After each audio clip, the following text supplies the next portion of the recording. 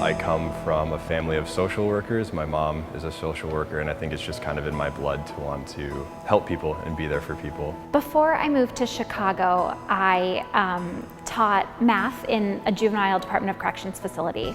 And as I got to know my kids, I would hear their stories as they opened up to me, and amid everything, the drug use, the violence, the thing that was always scariest for me to hear about them as young people that I cared about was the times that they were on the street. 2 summers ago, we lost a young man, a friend of mine, who was 17, to suicide. And I was feeling very compassionate towards teenagers. There are a lot of homeless people downtown. It's usually adult men. And I saw a young woman. She was so young and she looked so exhausted.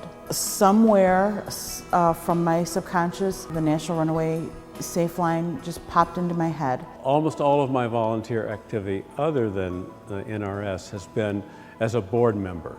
So I was really interested in a volunteer role where I could actually have direct contact with the clients or the users of the service. As an adolescent, I always had difficulties growing up, and I never knew that there was something like that to turn to. It looked like a great opportunity to really help the community, not only locally, but around the nation. And what I also really liked about it was that it asked for a year-long commitment. You really feel like you're part of it, and you're really making a difference, and you're not just passing through. I mean, they've been around for so long that they are clearly doing something right, and I was like, oh, well, if 2 to 4 hours is all they need and they're doing such a great job at what they do, then I feel like I can do that, or I should do that.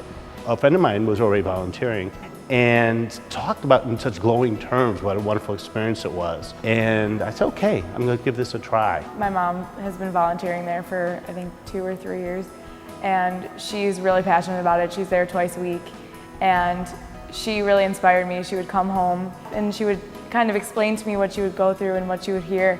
And by hearing that, I was thinking, what can I do? Because I am fortunate and not everyone is, and it just made me be inspired to do something about it.